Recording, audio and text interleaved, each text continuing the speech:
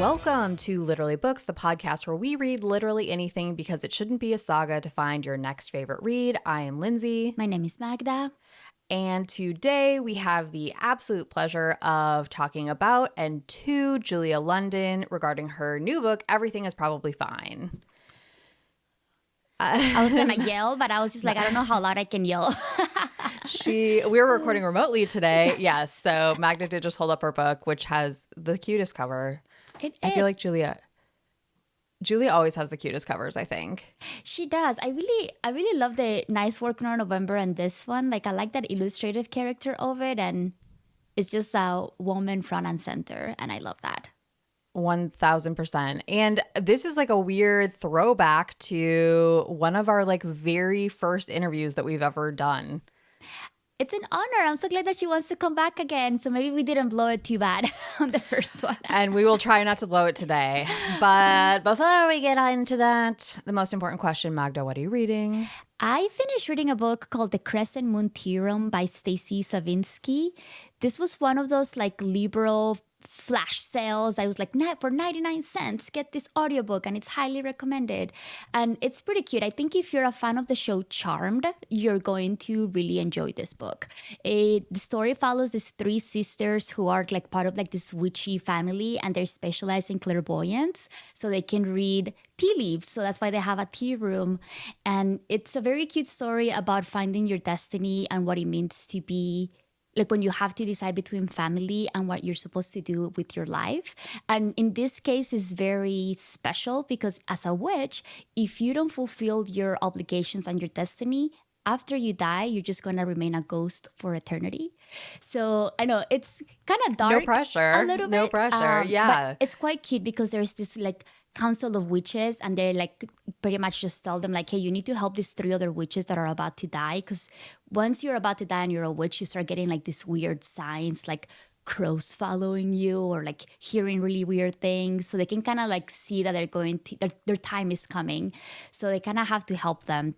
But there's some other like themes happening underneath the book, because these are three sisters who happen to be triplets, and the number 3 is really powerful and they're really strong. So the Council of Witches are a little bit nervous about the amount of power that they have and how they might potentially just be wasting it in running a tea house in Chicago, by the way, which is one of my favorite cities. It's a really cute story. Like, I think the premise as a whole, there was a little bit more of a misunderstanding. There wasn't a lot of communication between the sisters that could have potentially alleviate a lot of the drama that happened in here, but it was still quite beautiful. It had some of my favorite themes, which is magical realism. It has a magical house, so you know I love a good magical house here. Has ghosts, a whole bunch of different characters and witches, a council of witches. It was just fun. It's a nice, cute little witchy read if you're looking for that this fall. Kind of totally recommend it. This is your entree into your pumpkin spice reading era. I am. I'm trying. And Woo-woo. I'm trying to make my September and my October reads pretty woo-woo, like you just said. So we'll see. It was really cute. I really like it. But like, I think the best way that I can describe it, if you guys like Charmed, it has 3 sisters. It has witches, good versus evil. This is going to be the book for you. And it has a tea room and like a house tea. Like, what else could you possibly want? It's so cozy and a perfect fall read, I think. What about you? What have you been reading? Okay, so we've been reading a lot for this podcast. So I read obviously this. I read the book for our next episode, which is we've reached the end of our show, which I'm so excited about. And then I already did a review of this, but I have to talk about it with you like at length because I recorded the review, but I didn't get to talk to you about it, which is The Love of My Afterlife by Kirsty Greenwood, which is essentially about a young woman who chokes on a burger and passes away at the age of 27. And she arrives in the waiting room of her afterlife therapist, Merritt, and meets the man of her dreams. But the twist is that the man of her dreams is only in the afterlife waiting room because he was under anesthesia at a dentist appointment. And so he returns to the land of the living, and she's freaking out because she was like, I've had no life when I was alive. I never found love, and now I've missed this opportunity. And Merritt is kind of like a saucy little minx and says, look, I'm so freaking bored up here and I need something good to watch. So I will send you back to the land of the living for 10 days. And if you can get this guy to kiss you, you can go back and live your full life again. In 10 days. Wow. Challenge.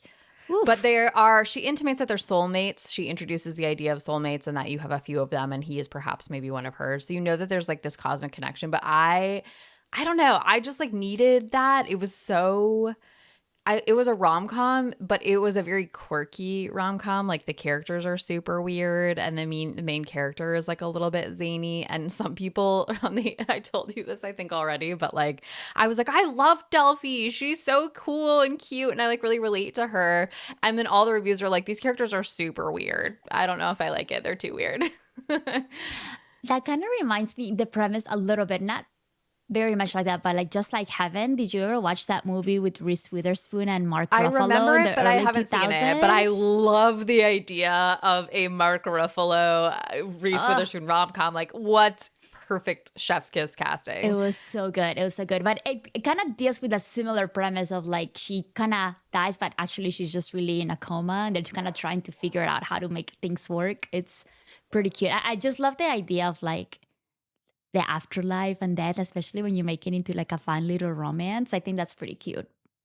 It was very cute. Anyway, I have to get back on my we've been really busy for the podcast. So like in a weird way, that's great. We've gotten to read a lot, but I want to go pick something like random again. Mm-hmm. Yeah, I think we've been really lucky that we've been able to do a lot of stuff for the podcast, but it has been like a lot of the reading that we do for ourselves has gone down a little bit. Yes. And we're still finding really awesome reads, but like I still miss being spontaneous and be just like, I'm gonna grab this book from my shelf and see what it is. Like right now my reading is very structured. Yes, correct. It feels like college in the best way. Yeah. All right. Do you want to take a little bit of a break? Let's do it. Welcome back, everyone. We are going to get into our primary discussion really quickly before we get into our interview, and that is with Julia London about her book, Everything is Probably Fine. But to get us started out, I think we should give a quick synopsis. Does that sound good to you, Magda? Let's do it. Okay. Lorna Lott is a woman who is good at her job, but less good at building relationships with those around her. She is so intimidating, her coworkers refer to her as King Kong. After she accidentally sends an email bashing her fellow employees, she is sent to a mandatory wellness retreat to work on her anger. It is at this retreat where the reader learns the source of some of Lorna's anger, which is primarily directed at her family and particularly her sister Kirsten, who has struggled with addiction for most of her life.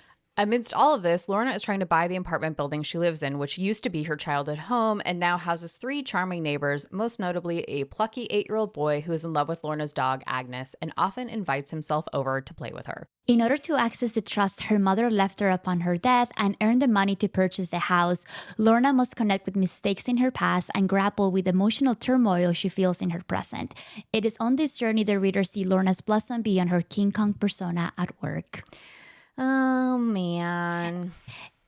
I just want to say that was one of my favorite things. What got me from this book was just the opening statement here, which was like, they called her King Kong. Honestly, that just called me Ishmael vibes a lot. And I wonder if she did that on purpose, which we'll be asking her that. But I just kind of like the idea of having like a quick simple introduction and you're just like, why are they calling her King Kong? And then you just kind of start going into the story this way. I really love that. It was so interesting too, because I thought in my mind, like, we learned that Lorna's like a hard ass, which is why they call her a King Kong. And she gets in trouble because she's attaching this email with like superlatives with all of their worst traits. And she accidentally attaches it to a work email instead of to an email to her sister. And I was like, but they kind of had it coming. Like, they call her King Kong. That just seems so deeply mean. I don't know. It was interesting from the beginning of the book because I was like, nah, she deserves to be mean. These people suck. I guess looking from the perspectives, I wonder what came first, the King Kong or her being mean to the other coworkers, which is what caused the King Kong thing. Who knows? I don't know. They didn't really explain that. I think it just goes into I don't want to call it a toxic work relationship, but just like that relationship where you have like that one coworker that is just like your arch nemesis, no matter what it is that they do. And Lorna is that person that takes that place in the office. It's so true. Like, did you feel like you know who Lorna is at work? Like, have you? Oh, yeah. Yes, 100%. Yeah. And it's funny too, because I don't feel like I know women like this, but I know more men like That this. is exactly what I thought, Magda. I was like, if she were a man, this book would be 2 pages long. They'd be like, she crushed at work. Moving on. But still, we do know men like this, but we hate them. And Yeah, we talk 1000%, trash about them behind their 1000, backs. yes. I just thought it was funny. Like, it was a woman writer. So obviously she was like, Julia was like, this is toxic, terrible behavior, but it's so acceptable in real life if it's not a woman. Anyway, keep going. Yeah. Yeah, I feel like the men at our work throw more emotional tantrums than women for sure. Yes. Oh my gosh. But what was your favorite thing about the book? Oh, okay. There were a few. Well, one, I love the thought of going to a wellness retreat for work. I was like, I need to have whatever emotional breakdown will result in a wellness retreat. And fully paid too, by the way, because I was wondering about that. They send her away for 30 days, full expenses paid.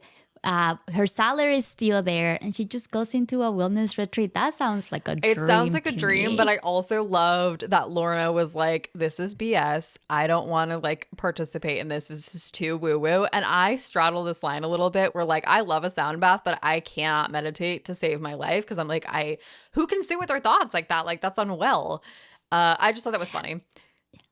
Yeah, same. I cannot meditate for the life of me. And I have tried all kinds of different apps. I had one of my really good friends, Al, try to teach me tips and tricks. Oh, yeah, because Al does Reiki too, right? Mm-hmm. Yeah. See, we like the idea of woo-woo. I know. It. We just can't do it. We can't do it. My brain is like, yes, get your thoughts away.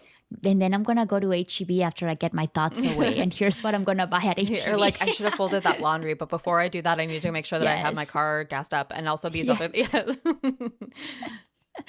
which is a problem. What was your favorite part of the book?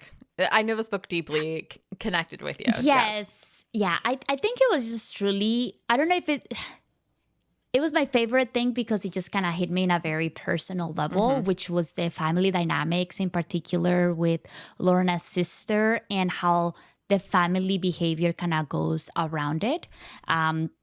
It's a very personal experience, and it was kind of amazing to see that it wasn't just like something that happens to like within my family. It's a very common story that a lot of people are going to see, and it doesn't have to be necessarily with drug addiction or any other type of thing. There's other like mental issues and things like that people are struggling with that kind of, I don't want to say sucks up the air, but it makes a lot of for family members trying to kind of put the entire focus on that one person, and it just sucks up the air, and it's like a gravitational force, really, that everything is just kind of revolves around that one person, and we kind of tend to forget like what are our feelings for like the other people that are having to like accommodate for this type of situation. And in this case, it's Lorna. Like, she has been the quiet person. She has just been pushed that she has to succeed and not be a burden for her and her family because all of the energy and focus has to go towards her sister. So it was a very personal story for me. It got me in my feels, something that I have seen in real life. And I was just sitting there on the couch, like looking for my husband. I'm like, oh my gosh, like I feel like she just like grabbed aspects of my life and put them into a book. So it's quite personal. And I think people that have experienced some sort of level like this can definitely relate to this story. That's such a beautiful way to put it, because it's like that phrase, the squeaky wheel gets the grease. And I think we see this in family dynamics with multiple siblings a lot, where the sibling that is like, I've heard stories about this where like the sibling had a medical illness or a mental illness or addiction or just acted out or just is the kind of personality who needs a little bit more attention, which unfortunately I think parents are just trying to grapple with having multiple kids, and they tend their attention tends to shift to that other kid. And it's like, right, even though the perception is that the other child is stronger and fine, like that of course has long-term impacts on them. And I think you're exactly right that this story does a really good job of saying like, what does that look like in adulthood when you were the kind of kid that was set aside? Exactly. And I'm wondering if I can read you a quote. Like it's when Lorna is having flashbacks with her mom, and her mom, after going to a lot of therapy and supporting groups, she starts seeing that later in life, how Lorna was a little bit neglected. And she tells her, I wanted to be a mom. I wanted to be a good mother to you both. But unfortunately, I discovered I only had the capacity to be a mother to the neediest of you. And that sentence was just so like, ooh, this is so real. It was just, and it's also very like self-aware too. Like it took her, like her mom was a very interesting character when she was younger, but you can kind of tell as she kind of got older and she got some help from different people around her, she became a little more self-aware of the situations. Not in a perfect way, because I think there is still a lot of fallbacks and family dynamics that were not working, but at least she kind of understood where Lorna was coming from, and she was trying to put a little bit more focus on her for her to try to kind of get better in her life. Yeah, I think I've said this online and now I mean it. Like my goal on this podcast is just to get you to read to me the entire time. It's just my favorite thing. When Magda's like, "Can I read you a quote?" My answer is always going to be, "Yes, please." I want my adulthood life to be people reading me. Anyway, that's a side note. No, I love that you picked that quote because I think the parents in this are so well written in that they are really imperfect, but they're also not villains at all. And I think that she does that so well. Like the mother character in this, and I can say this because my mom doesn't listen to this podcast, she reminded me a lot of my mom, which is like, she's like smoking at different points. She's like yelling in front of the kids. It's just a generational thing that I think is different, where there wasn't like soft parenting. Like kids really saw the complexity of like being an adult in this real way. But her mom is like, she's not a bad mom. Like she, in any way, shape, or form, like she made mistakes, but there's at no point where she's neglecting them, or like she's maybe not super emotionally intelligent, and she like gets more emotionally intelligent, to your point, as the book goes on, and you see her like start to realize she could have done better. But I just thought that was like so nice to be like, oh, I recognize this parent and they are not a demon, you know? Exactly. Yeah. Exactly. Yeah, I don't think in any of this book we have like an inherently bad person, right? Like I think it's just people that don't have the tools to handle their current situation, and they're just kind of doing the best they can. And that goes from like Lorna to like the neighbors, everybody. Like it's just life. Like they're trying to deal with it, and that's kind of what it is. So yeah, I completely agree. Can I ask you a question? And maybe we asked Julia this too, because I'm just curious. Mm-hmm. Do you think that Kristen, the sister, is not a bad person? I think because she started showing issues of drug addictions in such an early age, well, like an addiction and addicting personalities in such an early age. I think we started seeing that like when she was like 10 or 12 years old. I think to me, it comes more from like a personality, mental type of situation. So I'm kind of hesitant to say that she's just straight up evil. I think there is an underlying root cause to this, because she started exhibiting signs at such an early age and it wasn't handled appropriately, I think. And that just kind of led to her spiral. I think it really sucks and it's messed up how much it impacted her family's life, and it's really selfish and things. But I also have to think of it as this is a disease and the person is not acting the right way, whether or not it is something that sucks the life out of the people around you, right? And it's really unfair, but I don't think I want to say that she's evil for the sake of being evil. Do you disagree with that notion? No, I definitely want to talk to Julie about this. I struggle with this a little bit, and this topic is extremely close to me. And so maybe that's why I don't have a lot of clarity on it, because I like feel a certain way. It's tough because like, no, she's not evil. But I think the question that comes up a lot in this book, because like Lorna has a lot of anger toward Kristen, is like, it is a disease, but if you don't take medicine to fix the disease, at what point does it tip over into being unacceptable? You know, like Kristen is extremely destructive to those around her. Yes. And I think the thing that we grapple with, like through Lorna's perspective, is at what point does that disease not become a sufficient reason for providing unlimited forgiveness? And I don't know that the book really gives you like a clear answer on that. So I was just curious what your thoughts were. I think it's a very personal thing. And I will tell you, as somebody that holds grudges like nobody's business, I can hold a grudge for decades.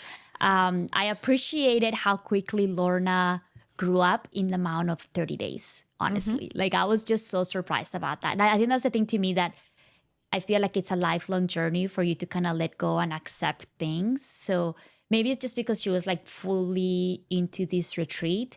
But yeah, I don't know. I think I lost my train of thought, but I think I just kind of find it that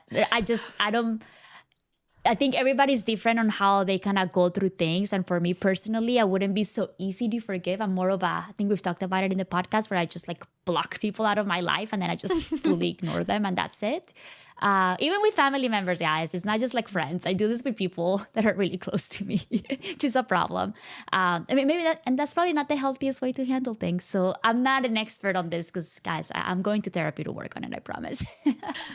You're a very mentally well person. No one is perfect. This book was like, in a weird way, these series of books that we're talking about over these next couple of weeks are Magda's 9 Rings of Hell, Magda and I's 9 Rings of Hell in terms of mental health, because it's like all of our hot button issues really in one place, and we read them back to back. So if we seem a little unhinged on the mic, it's because all of our reading content has been stuff that is deeply personal to us, and also we had to talk about and ask questions about anyway. Exactly. Like, yeah, it's been weird. Like all of the stuff that I try to kind of like just bottle it down and don't talk about it is we're having to talk about it. At I know, we're like, oh no, over the next 2 episodes. Up our own Pandora's box of terrible and like, how do you? Oh my god, we work through it through our reading because it's much cheaper than therapy. Exactly. Can I ask you, just kind of going back a little bit into the corporate wellness thing, did you think that was kind of funny, like the irony of like providing like a corporate wellness mostly due to like a systematic burnout? Like it was just like kind of funny that like, oh, you're burned out at work. Let me send you into this 30-day corporate return. You're going to come back better than ever. So you could potentially burn out again. Or maybe that's not what they're doing, but I just kind of took it that way. And it could just be the cynic in me. I'm not going to say anything because I absolutely agree with you, but I think the book is trying to like feel like they're taking care of her and it was part of her own thing. But like, yeah, she was like rewarded for all of her like craziness. It goes back to what we were saying before. Like if she were a man, she would just be like stellar at work, you know? Yeah. I also want to submit this to my work for my HR resources and be like, hey, do you guys want to pay for like a retreat, a wellness retreat? Because I want to do this. Yeah, because we heard from a previous interview with Julia that this was based on something that her job offered. So somewhere out there, people are getting this. Like, I don't have to do 30 days. I could do a 2-week thing where I just go into a spa somewhere and just learn up to meditate and do yoga. Have Micah give me free counseling. I'm sorry, he's a life coach. I keep forgetting. No, he's not a life coach. What was he said? I forget what he said. But beware a life coach. That's a therapist without credits. Okay, it's not good. No. But speaking of Micah, though, I found him and Bean to have very similar traits in their personalities, which was very like coming from a place of honesty and like just, I don't want to, maybe like pureness from Bean. I don't know from Micah's point. No, but it you're just right. Kinda like, I love the contrast between both of them and just the cynicism and sarcasm that Lorna has. Kind of like putting her, I don't want to say down a little bit, but it kind of like disarms her, like when they're like talking to her, like because the way that they have conversations with her, like being from a child perspective, like when he's asking but why? Not in that sense, it's just kind of like really he's curious and trying to understand her, and Micah trying to just kind of input some like thoughtfulness into her decisions. Was very nice to see that Lorna was like, oh, wait, what's happening? Like they're not coming from a bad place. They're like, maybe I'm the problem here. I really love that. Yeah, I mean, you know that Micah is completely unironic because he's an adult with a man bun, and no ironic person would ever do that. But I think that's a perfect point. Like I personally didn't connect with Micah as much as I connected with Bean because I love children and Bean is my favorite child in literature, I think. I don't know. So well written. What an adorable character. He's so cute. Like I kept imagining him as the little boy from Up, you know? Me too, because of the little uniform and because stuff. He was like a something ranger, like some kind of version of Boy Scout, and I just thought that was like the cutest. He was just so sweet.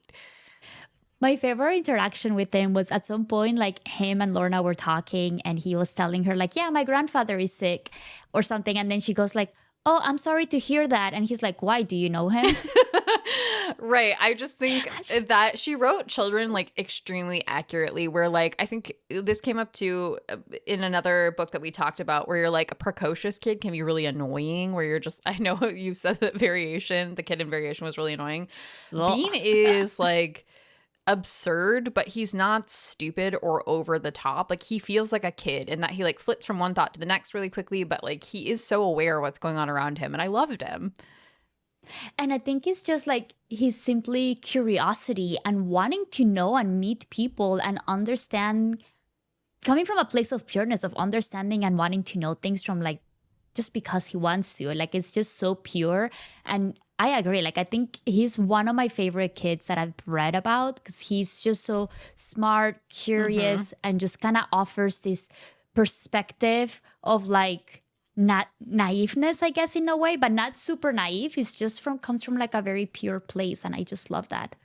I completely agree. Bean was my through line for this book. I just loved every second, every page that he was on. I was like, I'm going to have a good time here. Me too. And then just really quick, I kind of want to talk about, because I think one of the big things and themes in this book is just the I'm kind of mentioned it, which is letting go and forgiveness about this thing. So a big part of this book was talking about like going and making amends and things right through an apology tour and letting go of things. Do you think that's a really important thing to do? And I think we're going to ask this to Julia too, but like, do you think that's like an important piece for you to kind of be able to move on with your life, having to revisit the past and ask for forgiveness to multiple people? No. Yeah, me neither. Me neither. No. And I can't wait to talk to Julia about this because I'm the same way. So I really want to get her perspective on it because there were parts of this, like some apologies went really well and some other ones were like, ooh, I don't know how I feel about this. And it's just kind of interesting. And it's like, at what point are you asking for forgiveness for yourself or are you doing it for the other person? And I don't know. It's just like an interesting dynamic, but it's very real life, I think, too. Like, again, like I think the characters are written really well you can kind of see this happening in real life with anybody. And it's just, I kind of really appreciated the way that she did that. 'Cause, the forgiveness aspect was kind of tough. I also find, I mean, I'm not very evolved in this way. I'm kind of like you, where I'm like, I don't know. Like, I did what I did. I said what I said, and I'll do my best to change my behavior. I don't know how much apologies, like, are really, in my experience, like, super helpful in that. But yeah, I don't know. These topics are really heavy that we're talking about, but the book overall is like not a heavy book. It's a good time. And so I personally like had a great time. I didn't feel like we're getting into the thick of it because it's a thought-provoking book, but not because like the text itself is really heavy. So yeah, Julia does such a good job in like, even in the dialogue that she writes, it's quite funny when you're like like leveling over some like really hard topics too. And like you do have some like chapters in here that are a little bit sad, but then she brings some levity into like the next chapter and trying to kind of bring things back. And I think she does such a really good balance of like balancing that, walking that line between really heavy topics but bringing a little bit of dark humor into it as well. And I think that's a perfect way. Should we take a little break and then come back with the queen herself, Miss Julia London? Let's do it. Welcome back. We are here with the wonderful Julia London to talk about her book, Everything is Probably Fine. Magda, do you want to kick us off with a little bio, although completely unnecessary? We got to do it. All right. Julia London is the New York Times and USA best-selling author of more than 60 fiction novels. She is the author of popular historical romances set in Scotland and England and several contemporary romances, most notably You Lucky Dog and It Started With a Dog. She's also the author of women's fiction titles, including Nice Work, Nora November and the Pine River series. Julia is the recipient of the RT Book Club Award for Best Historical Romance and a 6-time finalist for the prestigious Rita Award for Excellence in Romantic Fiction. She lives in Austin with a massive pile of unread books, a dog, and people in and out of her house all day long. Welcome to the pod, Julia. Yay. Thank you so much. And of course, we're so happy to have you. I mean, you know that we both loved Nice Work, Nora November and everything. And we loved Everything is Probably Fine too, so we can't wait to talk to you about it. Because we already started making a list of, like, as we were talking through the book, of additional questions that we want to ask We did, you. yes. awesome. Women's fiction is a really hard sell right now. So I'm so glad you guys are reading it. I think fantasy has just like eaten up a lot of the extra space. So romance and fantasy. So I'm really happy that readers are picking it up and people like you guys are picking it up. It's just, I mean, I will say this, like, it's one of those stories that I think a lot of people can relate to, that you're gonna have one way or another a connection to somebody in this book. And I think that's why I like a lot of my like women fictional stories, and a lot of the ones that I read is like there's an aspect of it that is so real that it just kind of allows us to maybe think of other people's perspective and try to process what we have gone through in our lives, Yeah. which I think people are missing out if they're not reading it. And I think on that note, I think, like you said, this is your second sort of women's fiction focused book, with Nice Work Nora November being your first, which we talked about. So everyone go back and listen to that wonderful interview. And I think both of those books are very similar in that they talk about, I think, sort of heavy topics, but in a way that is not overly depressing for the reader. Like, reading your books is a good time. It's funny. I find myself laughing, and that lingering in the background are these like very intense themes. Can you talk about how you strike that balance between dealing with something that's real that a lot of readers will relate to without making it an emotional slog to get through? Yeah. Well, I've read a lot of what I call Oprah books. Back when she was on air and she had her book club, it seemed like all of her books were so depressing. Like I read them.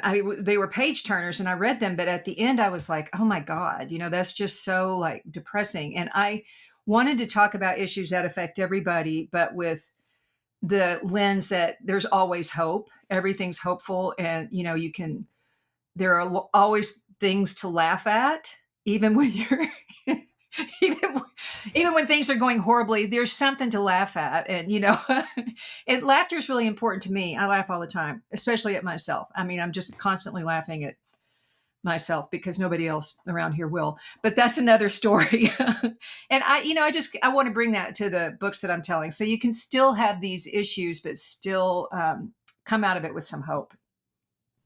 Do you think that comes from having a background in romance writing? Like, I think a lot of the reasons that people are so drawn to romance is that it is life at its best. It's really hopeful. Yeah. And this book isn't strictly a romance book, but I wonder, like, do you think that influences that desire to like bring the best of humanity to light? I think it's a combination of things. It's definitely that, because I've cut my teeth writing romance. It's the way I was raised. Everything was to be laughed at. I don't know. I mean, it's even like, and during hard times, nobody like was depressed about it. And I also think that in this day and age, people need something, that's a little bit lighter, even though we're dealing with hard topics. Not every day can be a downer. Not everything can be a downer.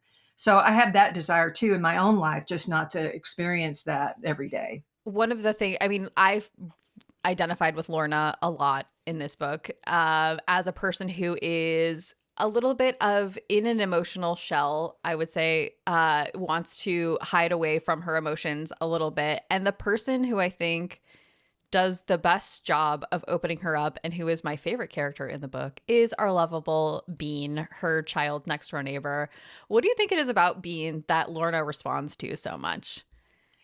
Well, he's just so non-judgmental. I mean, he takes her exactly as she is, and he still loves her. And she's has not had that a lot in her life, in her perception. I don't know if that's really true that she hasn't had that, but in her perception, she hasn't. And this kid, he doesn't care what she does. She can be as gruff as she is, and he's still like, okay, and moving on to the next thing. So I think that's the biggest thing for her, is that it's truly unconditional love for Lorna. And I just want to say, like, you wrote him so well. Like, I have read many books where children are reading books that are so annoying. And I was just like, oh, like they try to be a little too like smart for their age. You know what I mean? Yeah. Like, and I'm like, okay, like this, like you're describing a kid that is like 8 years old, but somehow has the soul of a 45-year-old person. So I think you did such a good job about bringing that wisdom into Being, but from like a childlike perspective, which believe it or not, I find that hard to find in a lot of literature. So I love them so much because Oh, he was thank really coming you. from a place of wonder, and I love Yeah. that. He really was, although he is kind of wise. I do find that age to be such Yes. a, like a, they're just on the cusp of knowing everything and way more than you. They're on the cusp of that, but they're still like, I remember being, he was going to discover the North Pole or something like that. And she's like, it's already been discovered. And, so they're still really innocent, they don't understand what they're Yes. seeing and saying, but at the same time, they've had enough, and Bean especially has had enough life to have learned some of these lessons. Yeah. Well, he's just so perceptive, I think. Yeah. I think part of he doesn't necessarily know how to interpret the data that he's getting, but he is paying attention all the time. Yeah, he's a really perceptive kid. And, I had one like that was really perceptive, but still, absolutely in a fantasy world. Like, how kids build their own fantasy and, Yes. and he was kind of like that. But I thought Bean was so, I found as I was writing him, he was like developing his personality as I was writing him. And I was just like, this kid is going to be such a great man. I wish I would know him when he's a man, No skills, likes to learn, good Yes, listener.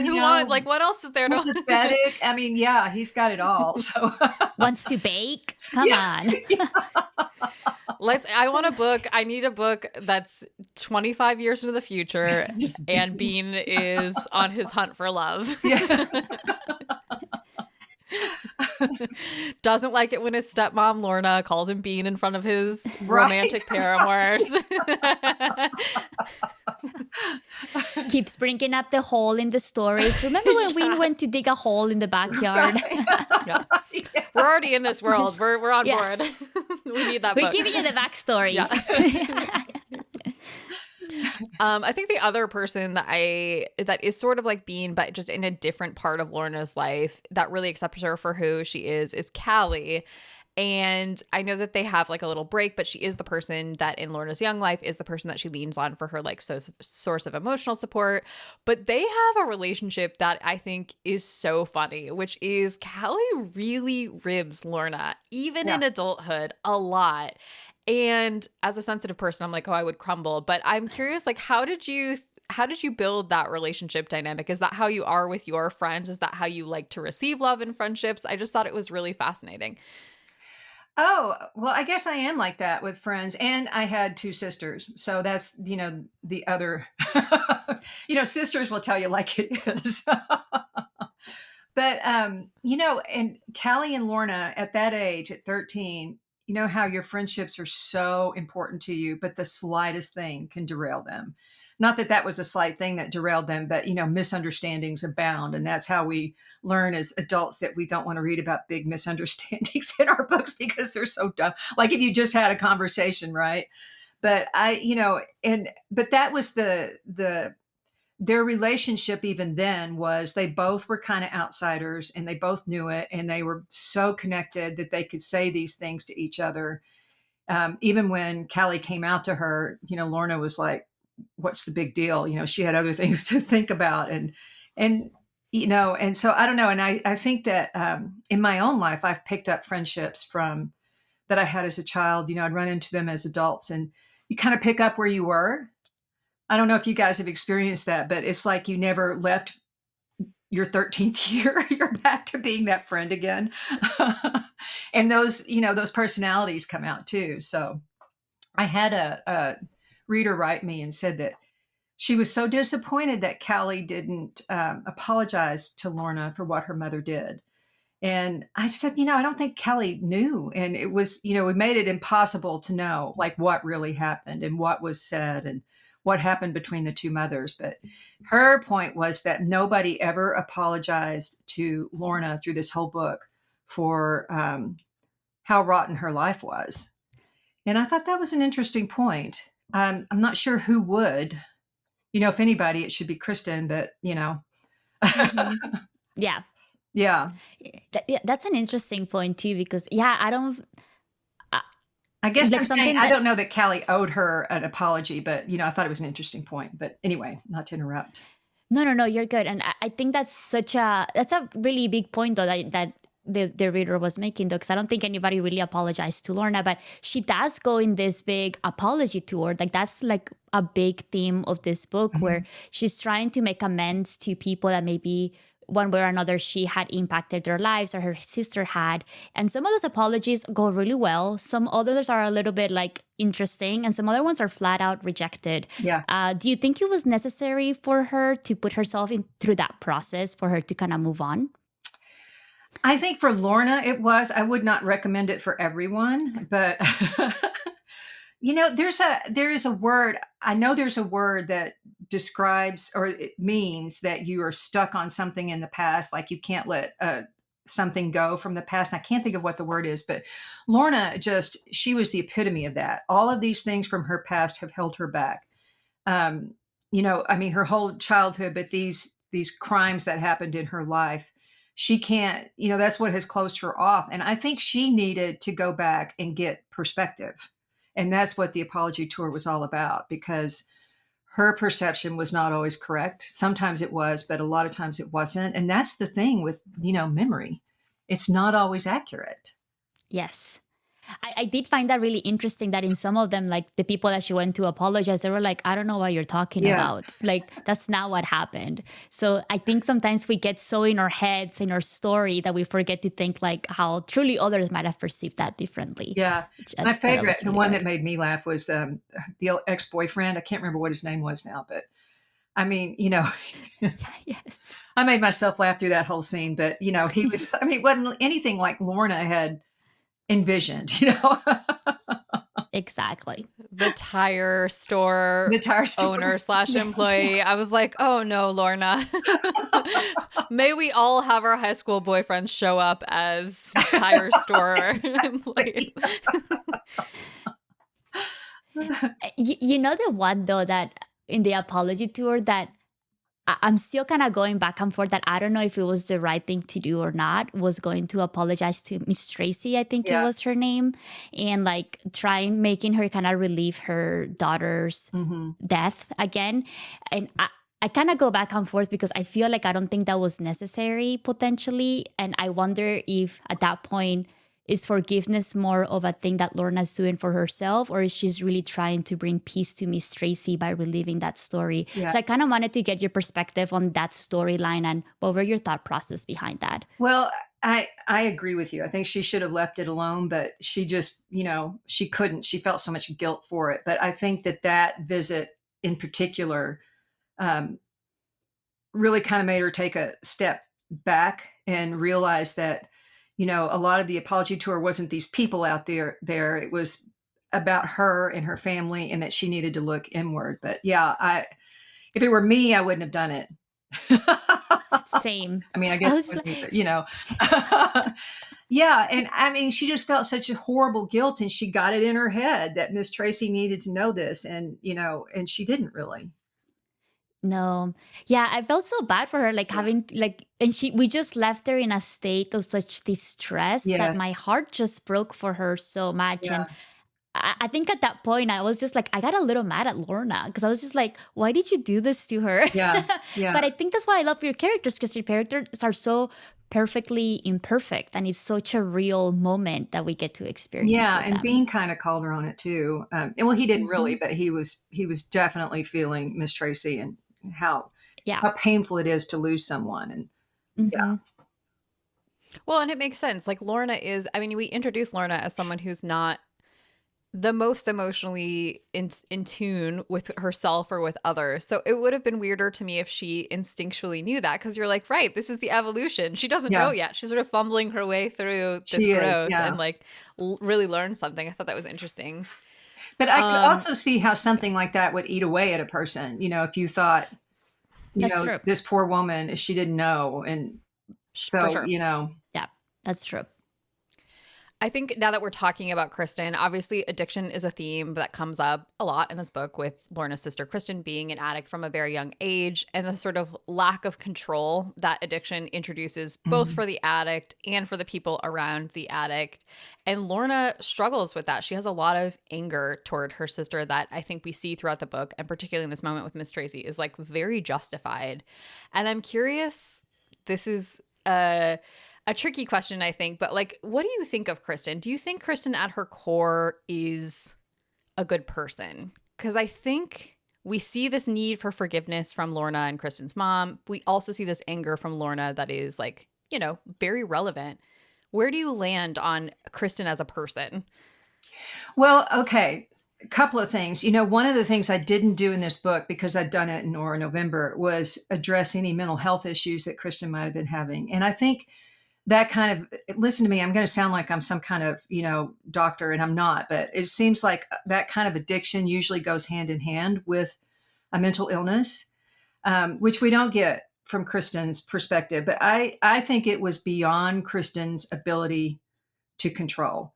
And I think, there were times that she did try and control it, but something would, we never see that side. We don't know what happened, because that's a whole different book. But, then she would fall off the wagon. But I think that's true of so many addicts. I had a relative that was in treatment for alcoholism.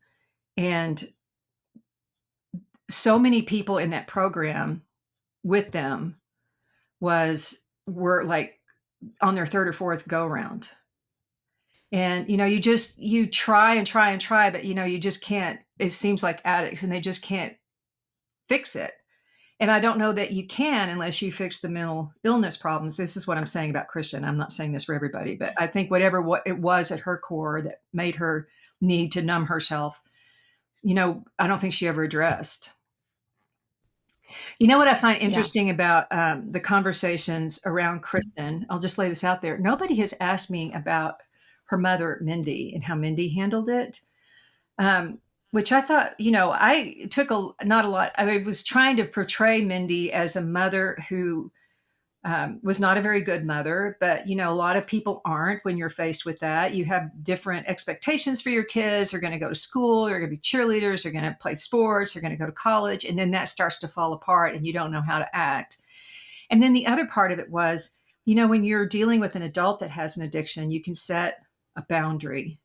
And, I'm not, because we've all seen it on Intervention. Raise your hand if you've watched it. Mm-hmm. If you continue to use, I'm not going to give you money. You can't come into my house.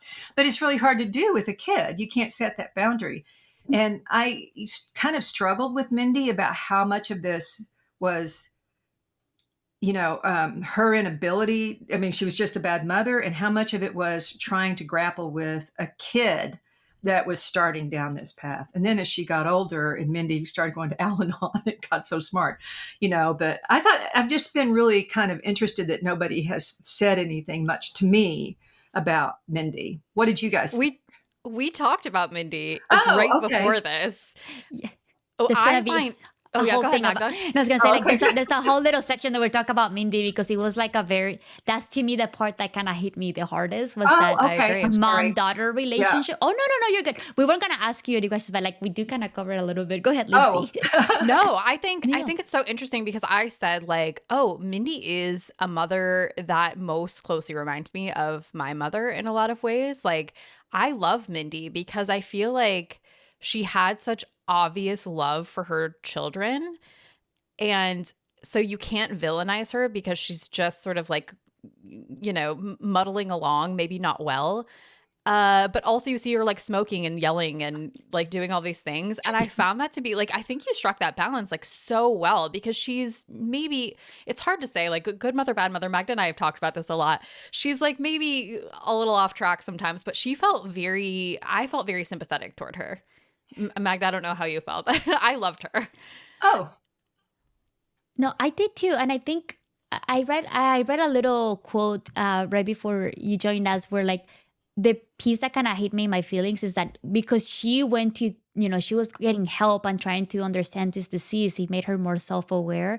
And there's a part that she tells to Lorna where she's like, I always wanted to be a mom, but I only happened that I could only be the best mom, try to be the best mom to the neediest of you, and kind of living like understanding that she left Lorna behind in one way or another. And I thought it wasn't fair for Lorna, but I really appreciated her understanding and self-awareness, that she knew that she wasn't the best mom ultimately for both For of them. both. But she now understands that. Yeah. Yeah. And then I think it's interesting that when her mother's gone and Lorna has kind of taken on the care of Kristen, that, she always wanted her mother to cut her off and kick her out. Well, she can't do it either. I mean, it's really hard, I think, to do that to somebody that you love. And, that quote where Mindy tells Lorna, I didn't have the capacity to be, mother to both of you.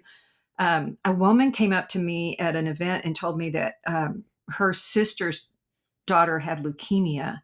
And that really struck home with her because it was the same thing. So much of their energy was around the child that had leukemia. And she felt that way about her other children, that she just didn't have the capacity to be the mother that they needed. So I think a lot of women struggle with this. If your kids aren't, like excelling and learning to become adults by their own, I mean, it does suck a lot of energy out of you. Yes, like, and I think that's why, like, you're tackling addiction here, but this can be a placeholder for so many other things, that Mhm. reasons that you're having to kind of direct that attention to the other child. It could be like mental health, it could be a sickness, it could be whatever, it could be. And I think that's why the book is so personal, because I think anybody that is reading this book can potentially relate in one way or another to what they have gone through in their lives at what point. Yeah. So, And I think yeah. the fact that you get an apology from the mother at all, like, so that's really rare, I think, in life, that Yes. someone at the end of their life would come to the conclusion that I've made mistakes and here's my formal. So, like, it is, yeah, she's troubling, but it's also wish fulfillment, because you're like, this is so satisfying that she's acknowledging to Lorna, like, Yeah. probably could have done better. Yeah. Yeah. Deathbed confessions. Oh, and we laugh. Yeah. I mean, that's, yeah. And we laugh, but it's kind of true. Yeah, hilarious. Die. That This is book funny. is a good time, though. We're getting on the heavier side, but it is a good time. Like, one of my favorite things that you did too with this book is that you started incorporating those flashbacks between Lorna and Kirsten from a very early age.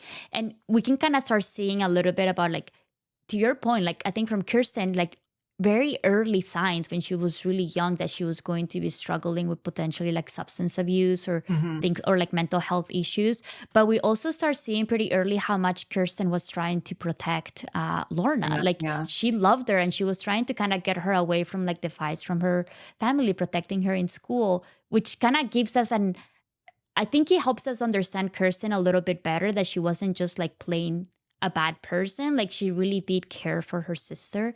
So I'm kind of curious, how did you decide which flashback memories to kind of bring in? And was that process difficult to try to kind of bring relevant information into the story?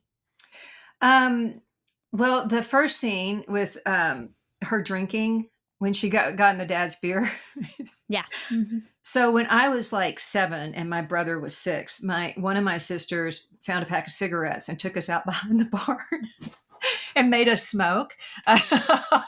And she was like 10 or 11. So that's where that came from. And then my brother immediately told on her. So, that was but I mean, it just made me think, what if it had been like a substance, Mhm. which it could very well be today. And so that's where sort of like where that started. But, I'm very close to my sister. And even though she made me do that, I'm still very close to her. And I think that sister relationship was there and was really strong. And Kristen did love Lorna. She did want to be a really good big sister, but she had a, bigger problem she was dealing with. Yeah. Even when they were adults, Mhm. And I think even when they were adults, that last scene between them at the mother's house when Kristen comes back from the store or whatever, I think Kristen is just so ashamed of who she is. And she's like yelling at Lorna, you're always judging me. And she leaves. But it must have been devastating for her to be, to be the big sister and want to be the big sister and then end up being that sister. Yeah. I'm sure like her lashing out was just like, a result of her feeling like a failure that she can't kind of get past this, which is, got me in my feels for sure. Yeah, me too. Another quick thing on this too, I know there was like a big parallel between Nice Work, Nora November and this book where community and neighbors make up a really big part of like wellness as a whole. Do you think we undervalue the importance of our neighbors in trying to kind of help us with our mental health? Or friends. Yeah, I Or do. friends, Yeah. Uh-huh. Yeah. I mean, for me, it wouldn't be neighbors as much as like my book club, they would substitute Yes. for neighbors. But I do think the found families sometimes suit us way better than our original issue. I mean, it's true. I mean, round of applause for that sentiment. Yeah. We're all such individuals, and I mean, it has taken me a long time to come to this conclusion, but DNA does not a good match make always, just because you don't share the same DNA. Then there's more baggage at times, right? And I Yes. think maybe Yes. having another person that kind of comes with a clean slate of knowing you, I guess, I think they can be more understanding at times. Yeah, and I think you gravitate towards people who are more, like you. Like, if you have a sibling that you can't get along with, like you just clash all the time, but you're forced to be together, as opposed to friends who, you do get each other and you want to be together. I think there's a big difference. Do you think Lorna might have helped? Because I think I kind of started seeing through in the book that Seth was kind of going down a path of like overworking himself a little bit at his job. And like that's why we were using Lorna so much as a babysitter. Do you think maybe like her new tools in going through this wellness retreat is gonna help him get better with his work-life balance? So do I think Seth is going to get into float therapy and sound baths? I would want to see that. Yeah, I would too. So would I, honestly. Well, Bean would go I for think sure. Seth was way more aware of himself Yes. and what was going on with him, and understood the loss in their life a lot better than Lorna understood the loss there. So I think he would be open to ideas like that, but I don't think he needed to be led by Lorna into any of that in the future. Yeah, that's fair. And you're right. Like, I think he had a much better understanding and even bringing like his wife's potential addiction to exercise. And like, Yeah. he knew he's like, it's not the same thing as your sister, but it's a similar Totally. situation where you're reprioritizing things. Yeah. Where your spouse is, like their focus is on something else besides your family. I mean, exactly. I'm sure we've all known people like that, right? Oh, yes. Oh, yeah. I remember I dated this guy in college, and I finally figured out, because I always knew something wasn't quite right. And he ran marathons and he did like Ironman competitions. And it finally dawned on me one day, the only reason he was keeping me around was because I was an audience for his like, prowess. And so he wanted me to be at all of these events. Waiting for somebody to come in from a marathon and I was like, what am I doing? I don't care. I don't care about, but he did. And that's, when I kind of challenged him on it, that's when we broke up. And, that was his focus. It wasn't a relationship. It was having an audience for him. That's kind of making me self-aware, because I made my husband come see me one time at a racing competition, and it was just purely out of my own, like, come see me run. Yeah. Well, support is one thing. No. It's not the same thing. It's balance. Yeah. This was balance. constant. It was during the week. It was on weekends. We never did anything because, he was training and, Yeah. Too much. Yeah. Too much. Okay. And we have one last question for you. Okay. I absolutely love the opening of the book they called her King Kong. I thought it was so funny. Kind of gave me a little bit of vibes of like Call Me Ishmael a little bit. But I just love like all of the nicknames that you came up with within the story too, like microwave fish guy and like just like the serial killer look. Thank you, So Magda. like I really appreciate I love that, because we all do it internally.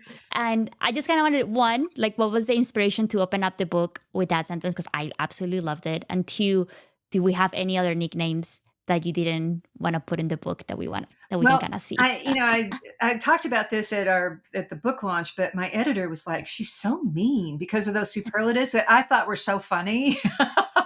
So I think I dialed it back a little bit, but but my friends and I do that. I mean, we do it. I mean, we may not use superlatives, but yeah, we're talking trash about people all the time. Oh, Magda and I both said we fully related to Yeah. this scene Yes. because we were like, we've all worked with these people. We know Yeah, them. exactly. And, of course she didn't think it'd ever be seen. But in another book event I was at, somebody asked the question, have you ever done that? And I was like, yes, I have replied all accidentally. And it was a problem. I had to own it. But but I mean, as for where the nicknames come from, I don't know. I just had this image of Lorna with this big thing of hair, and she's tall, and and she kind of marches around because she's so mad all the time that they'd call her King Kong. And she wears black. And so, but I can't think of any other nicknames. After my editor kind of got on to me, I sort of toned it down a little bit. I thought she was hilarious, but She is. I think so too. I thought it was pretty funny. And honestly, I think the King Kong thing, it sounds like menacing, but it's kind of like a power move too, because I think it just kind of shows that they saw her as a person of power. So I think it's kind of she maybe did have sees it as a bad thing. She had competing self-help books, tone it down and then, lean into it. Exactly. So she was doing her best. King Kong was misunderstood. Yes. Let's be real. Was misunderstood. I love that. That should be on the cover of the book. King Kong was misunderstood. But we have to say that though, because we were like, we love Lorna, we relate with her. It's always tough when you see these moments that people are like, she was so mean. You're like, what was she? She seemed very normal to me. Yeah, me too. I think that is all the questions that we have today, although we can only limit to these questions because we already spent 45 minutes talking about the book before we met with you. So we just want to thank you so much for your time and give you an opportunity to shout out anything that you're working on, where people can find you, any of that good stuff. Well, again, thank you so much. Any opportunity to get my book out there, I really appreciate. I have While It Was Snowing coming in October. That is a rom-com. It's a forced proximity rom-com set in a lake house at Christmas with 50-year-old protagonists. Love it. I have a humorous fantasy coming next March from Red Tower. Yeah, I know. I mean, that's like a big departure for me, but what the hell? It's clearly working for you. So I try every genre. I want your horror book. I want it all. And then next summer I have The Last Heist, and that's the group of 70-year-old women who go and knock off a casino. So oh my, the Grand Heist. It's The Last Heist. Title. They decided is really their last heist. But I'm so excited. I'm so excited for this.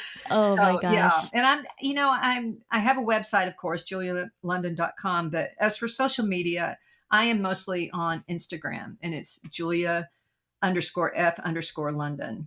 I mean, I think you can just find it if you go to Instagram. We got to go there so we can see pictures of your adorable dog. Yes, Archie and I are starting pre-agility classes next week. We're going to see if we got what it takes to be show dog. Of course. Even if the show is just in your own home. Yes. Somewhere. We don't know who the show is for, but it's fine. It'll be a show He's dog. putting it on though. Yeah. Thank you for listening to Literally Books, the podcast, where we say what we read. And we say bye. Bye. Bye.